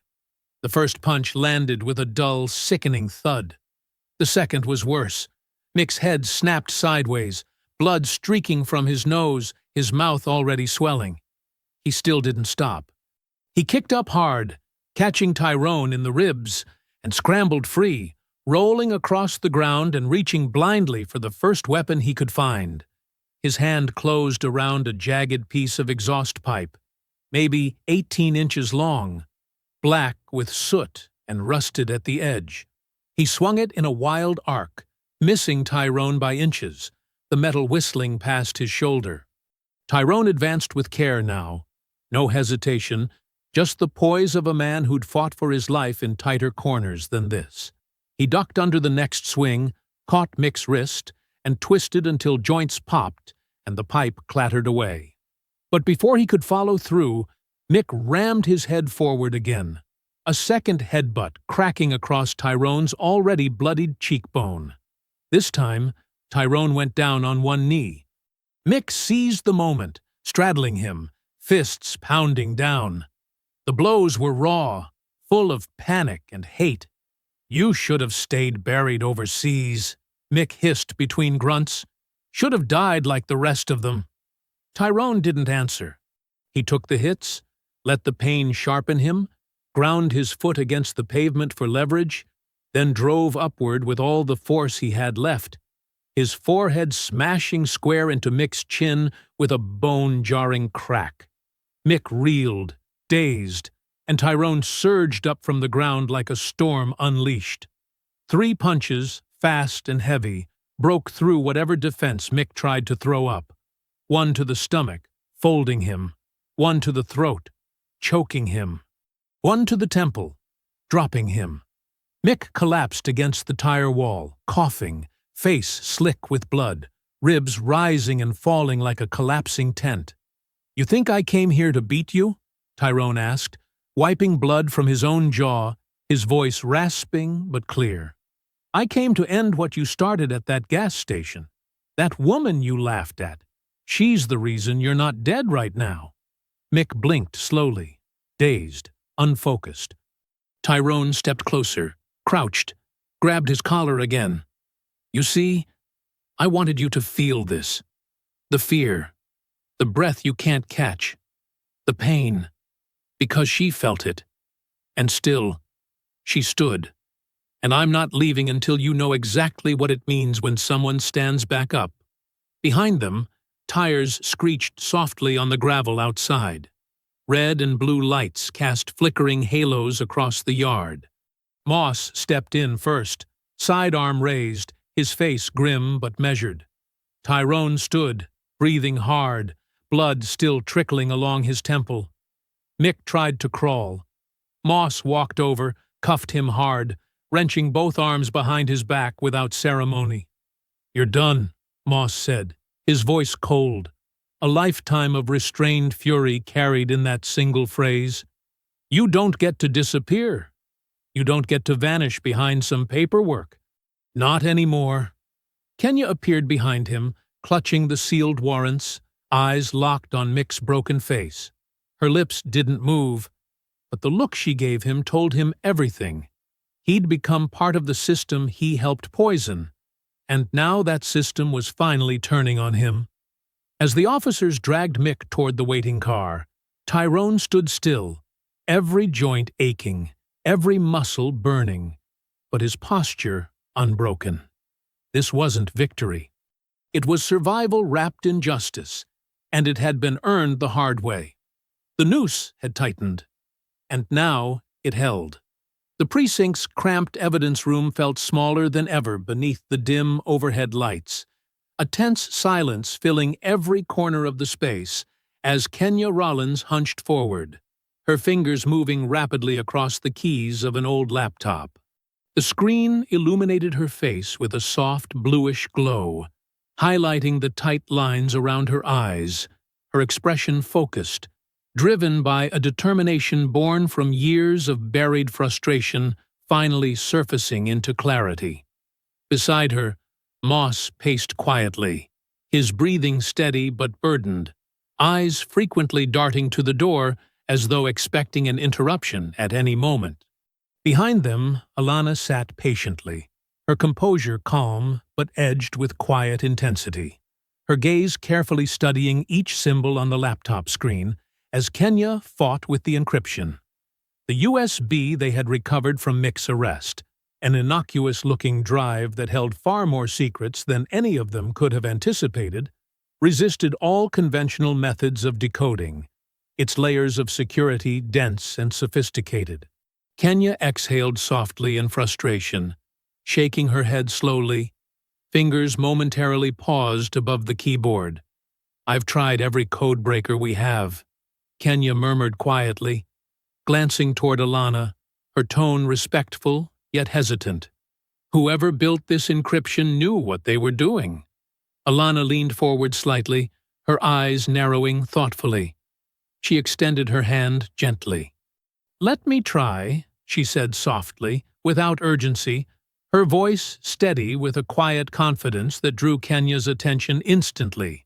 Kenya hesitated only briefly, then passed the laptop over, watching carefully as Alana began to work with steady precision, her fingers effortlessly maneuvering through sequences of complex algorithms. The room grew quiet again, filled only with the gentle hum of the laptop's processor and the rhythmic tapping of keys. Minutes passed slowly.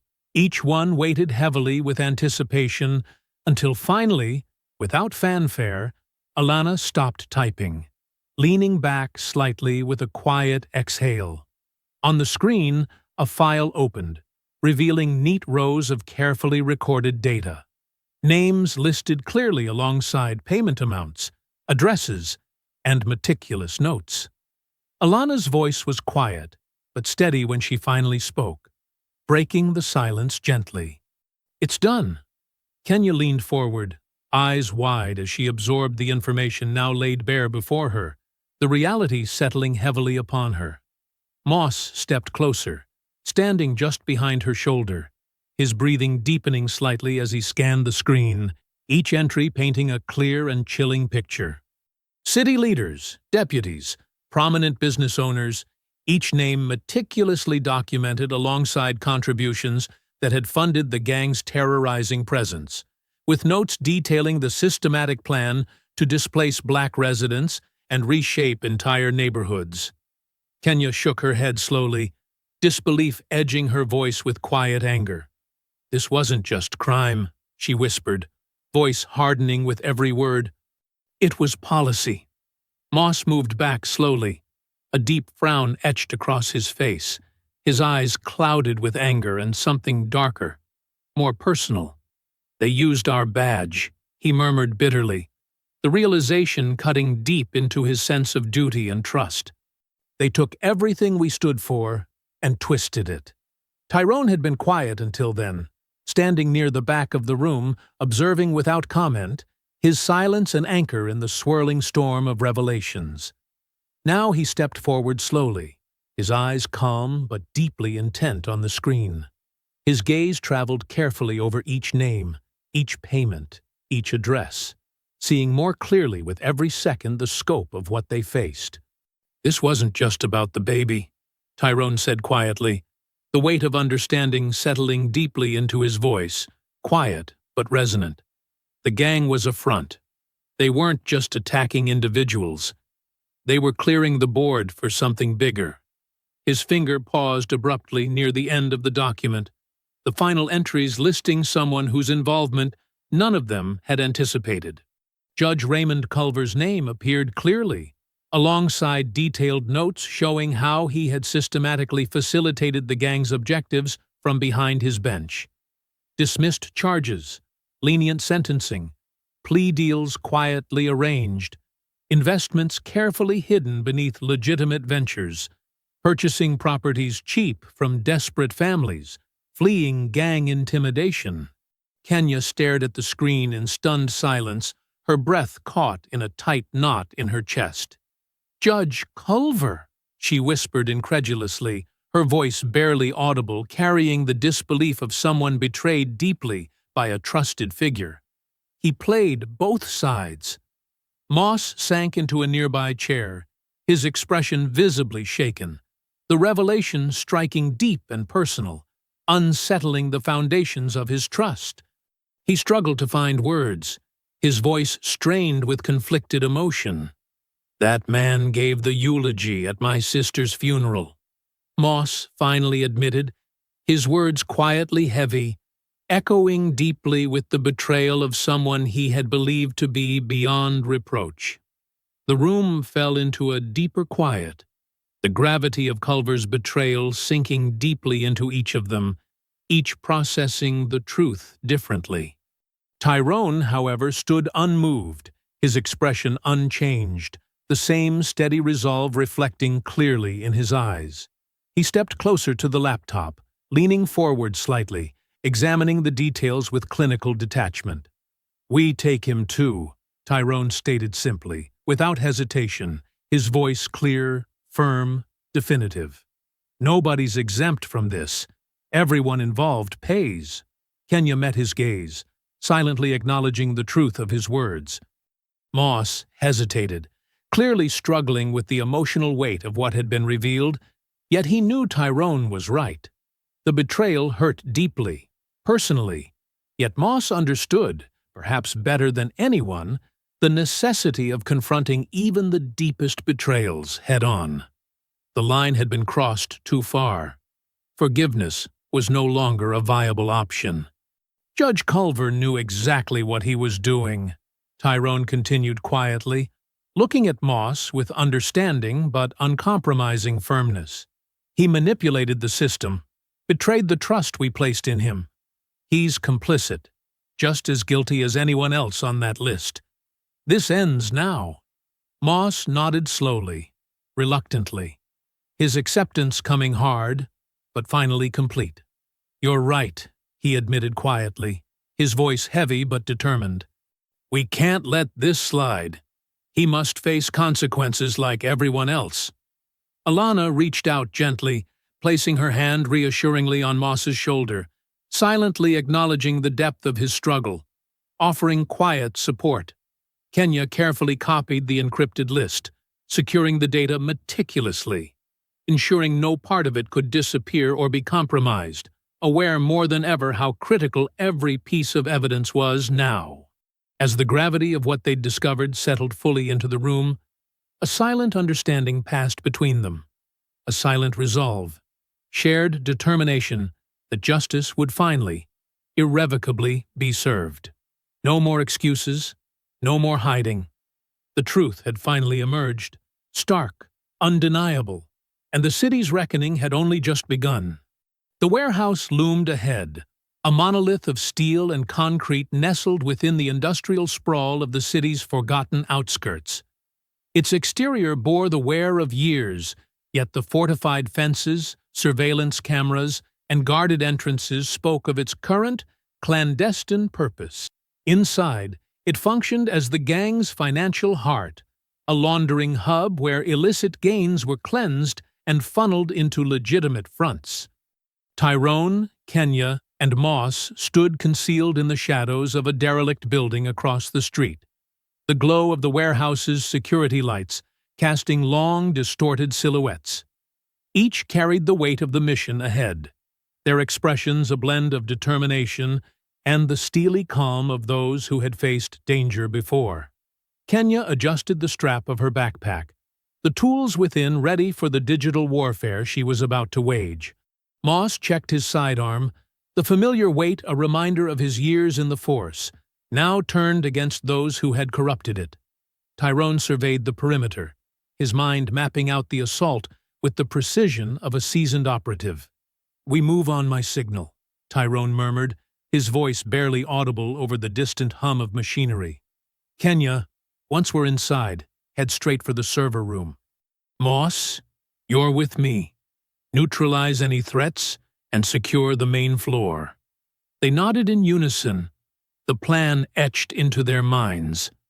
With a final glance exchanged, they slipped into the night, approaching the warehouse with the silent grace of predators closing in on their prey. At the rear entrance, a lone guard stood, his posture relaxed, unaware of the storm about to descend. Tyrone approached swiftly, dispatching him with a precise strike that rendered him unconscious before he could utter a sound. Kenya disabled the security panel, her fingers dancing over the keys with practiced ease, and the door slid open silently. Inside, the warehouse was a labyrinth of corridors and storage rooms, the air thick with the scent of oil and metal.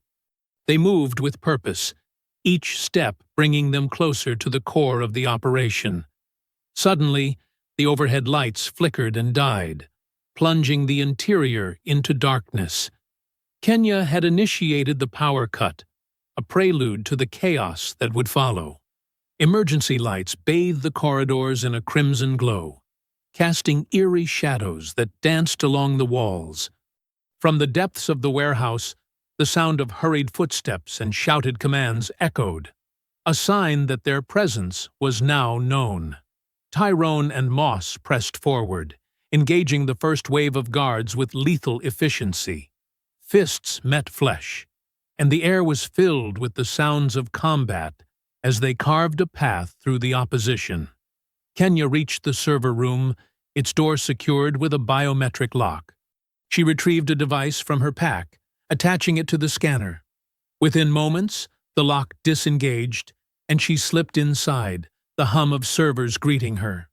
She set to work, fingers flying over the keyboard as she initiated the data purge, erasing the digital footprints of the gang's operations.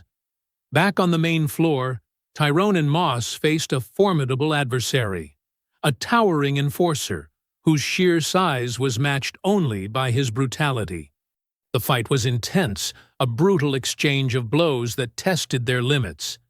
Tyrone utilized his agility, weaving between the enforcer's attacks, while Moss delivered calculated strikes, exploiting every opening. Together, they brought the giant down, his fall shaking the ground beneath them. With the path cleared, they regrouped with Kenya, who had completed her task. "Data's gone," she confirmed, her voice steady. "They won't be laundering anything through here again." A sudden noise drew their attention.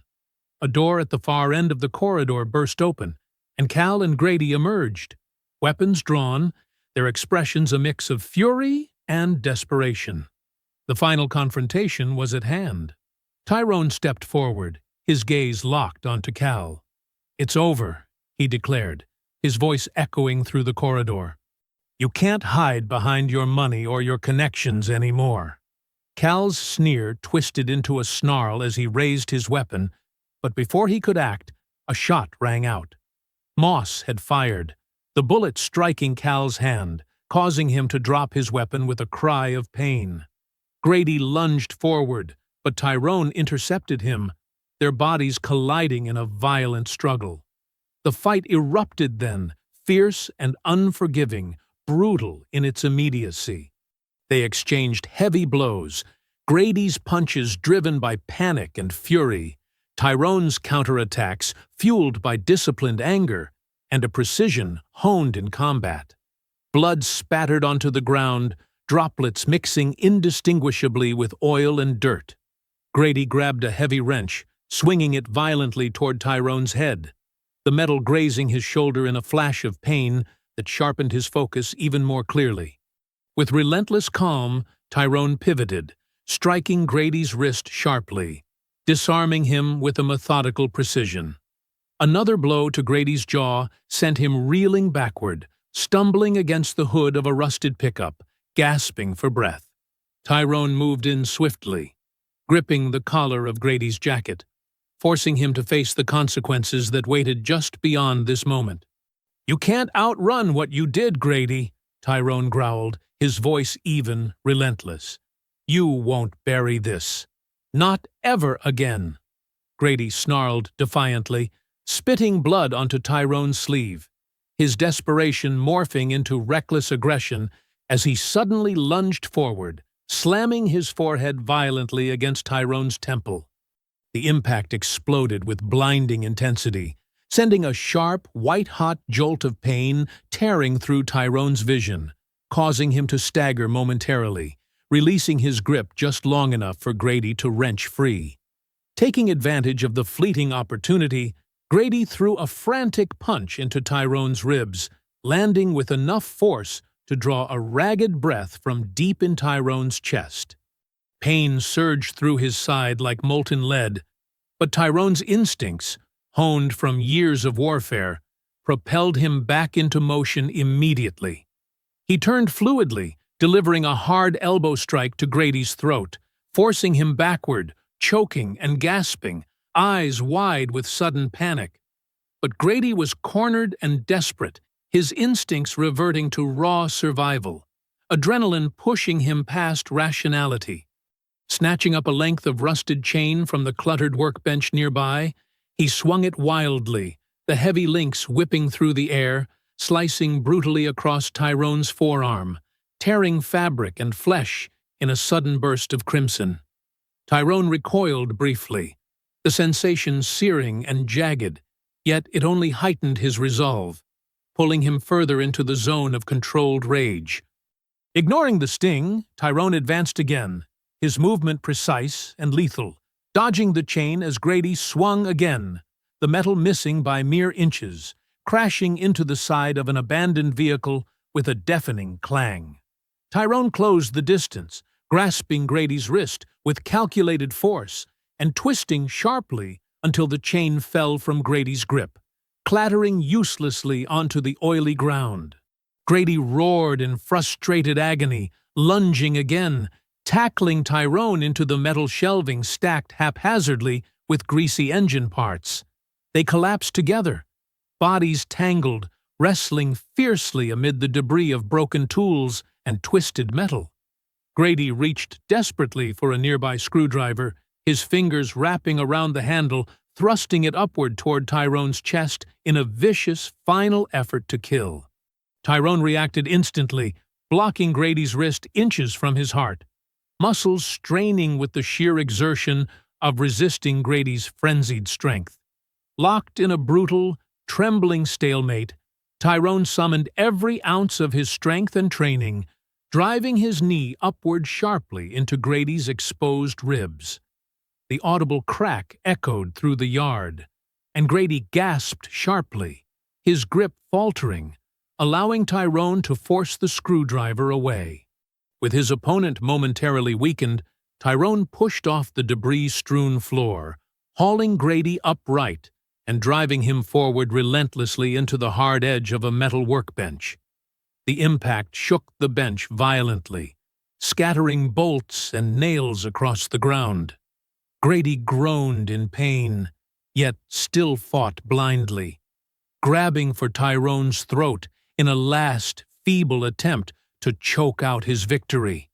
Tyrone countered instantly, twisting Grady's wrist painfully, causing Grady to yell hoarsely as his hand went limp. Without pause, Tyrone landed a series of precise, punishing blows to Grady's face, each strike calculated, relentless, until Grady's eyes grew glassy, his legs weakening beneath him. Blood flowed freely down Grady's face, mixing with sweat, dripping onto his shirt as he swayed unsteadily. Tyrone finally gripped Grady's collar again, pulling him close, his voice harsh and unwavering. "This isn't just about me, Grady," he said sharply, eyes blazing with fierce intensity.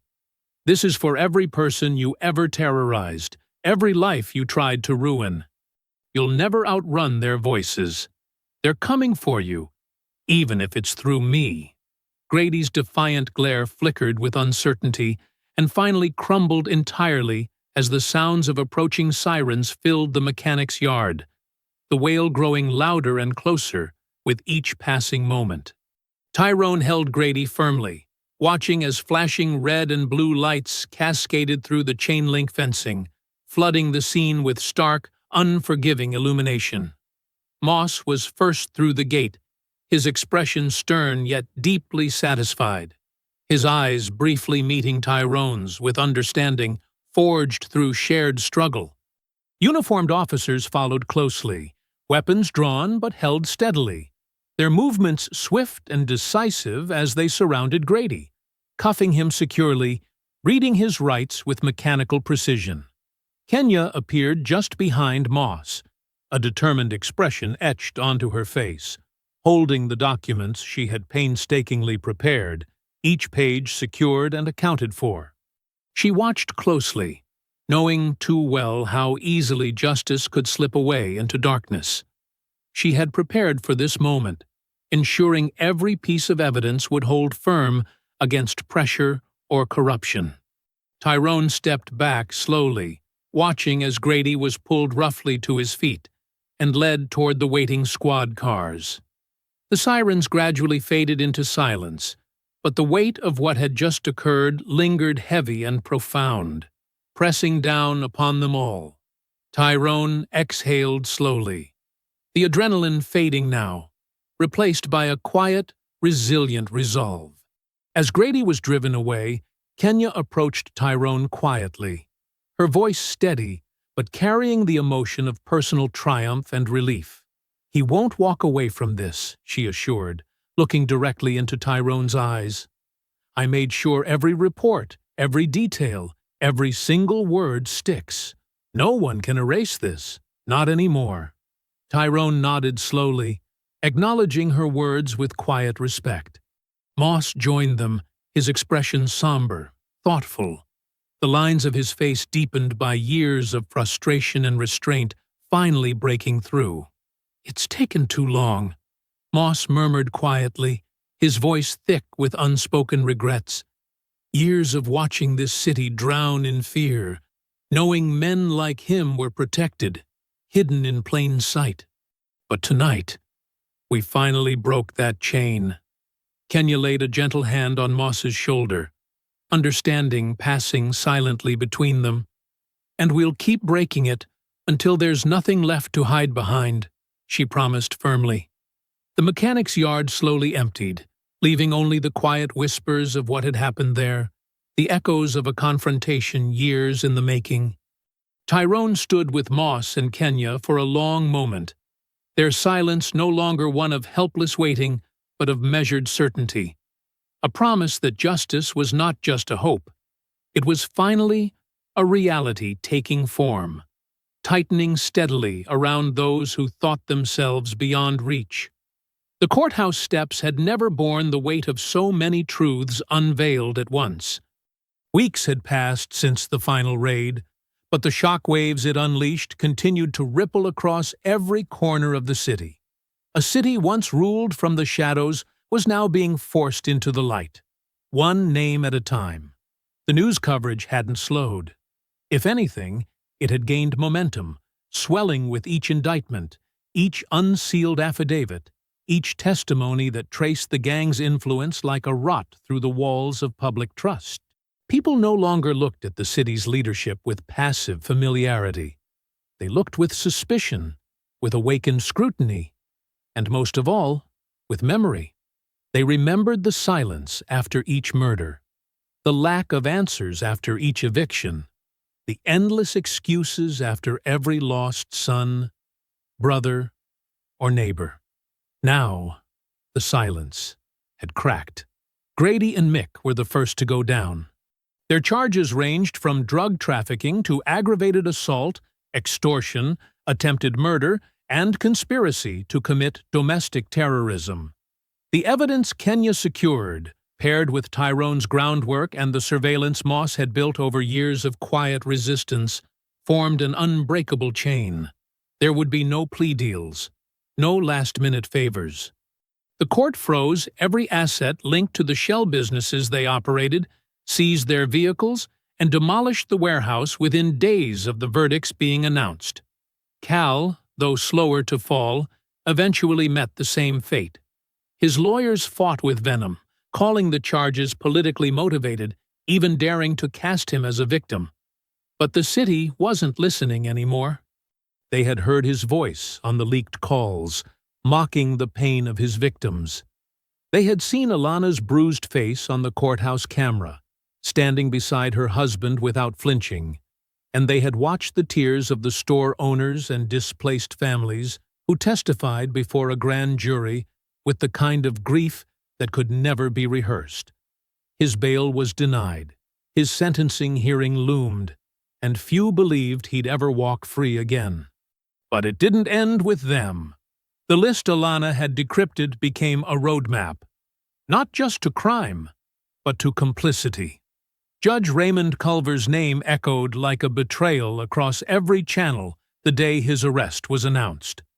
A black man, a respected elder, once praised for his calm voice and deep roots in the community, now faced federal racketeering and obstruction charges.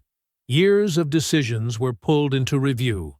Plea deals he had granted to gang members were re-examined. Old cases reopened. He sat stone-faced during the hearing, flanked by lawyers who had once campaigned on his endorsement. Kenya watched from the gallery, her jaw clenched as the list of allegations was read aloud. The man who had given the eulogy at Moss's sister's funeral, who had shaken hands at school fundraisers and spoken about community strength. He had sold all of it, bit by bit, for control, for capital, for quiet power. "You think he'll flip?" Kenya had asked Moss quietly afterward. Moss shook his head slowly. "Men like him don't flip. They just fall." The politicians were next. Council members with offshore accounts. Developers who profited from the displacement of black neighborhoods. Even a deputy mayor whose campaign was tied directly to ghost donors connected to the gang's laundering operation. Kenya and Moss had gathered names and timelines. Federal prosecutors had moved quickly after the evidence was authenticated. Some resigned before charges landed. Others vanished entirely. But most were arrested without spectacle, taken from their homes in the middle of the night, booked quietly, as if the city was trying to distance itself from the shame as quickly as possible. But it was too late for distance. The public had seen too much. Protests, once fragmented and silenced, now marched through the streets with focused resolve. They held signs not just with names of the fallen, but with the faces of those who had betrayed them. No longer shouting into the void, the people were demanding systemic change backed by evidence, and this time the city could no longer look away. Tyrone never attended the trials. He didn't need to. He had done what he came back to do.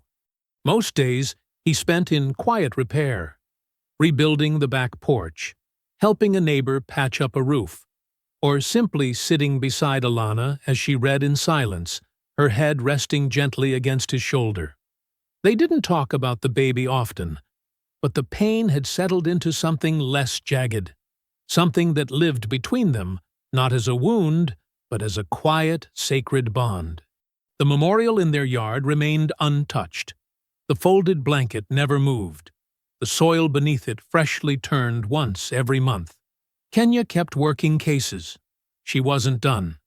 If anything, this had shown her how deep the roots went, how many others needed justice. She carried her cousin's memory into every interrogation room, every court filing.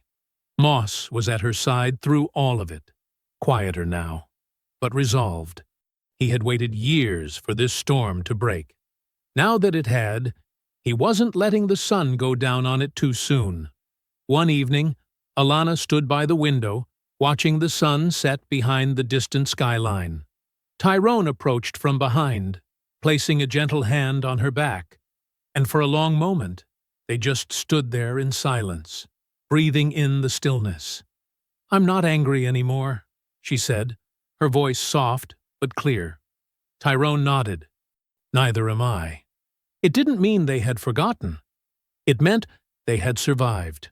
And the city, for the first time in years, finally looked ready to remember. The morning air was cool but still, the kind of quiet that didn't demand words. Dew clung to the grass in soft beads, catching the early light in scattered fragments. Tyrone and Alana stood side by side before the small memorial stone, its edges worn smooth from the touch of time and rain. The blanket she had laid weeks ago remained folded at its base, undisturbed. Tyrone's hand rested gently in hers, fingers entwined not just in comfort, but in something deeper. Shared loss, shared endurance.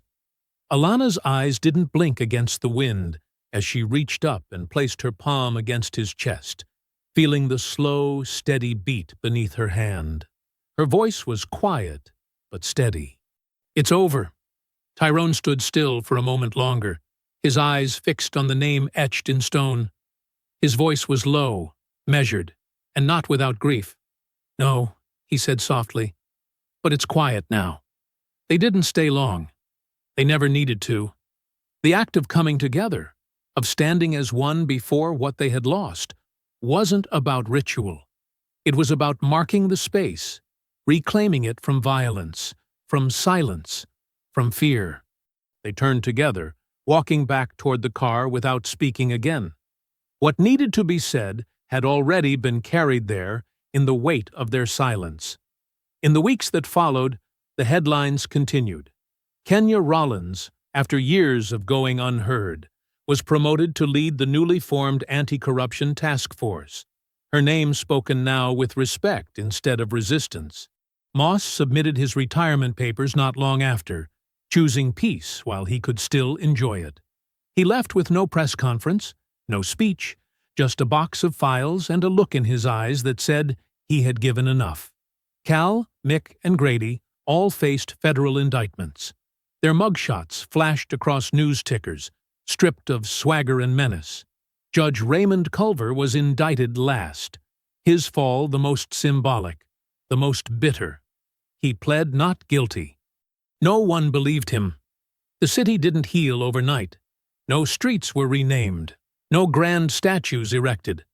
But the fear that had once crept beneath every interaction had started to crack.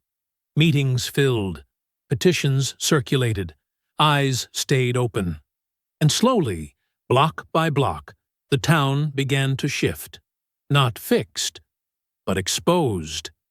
And that, for now, was enough. I hope you enjoyed that story. Please share it with your friends and subscribe so that you do not miss out on the next one. In the meantime, I have handpicked 2 stories for you that I think you will enjoy. Have a great day.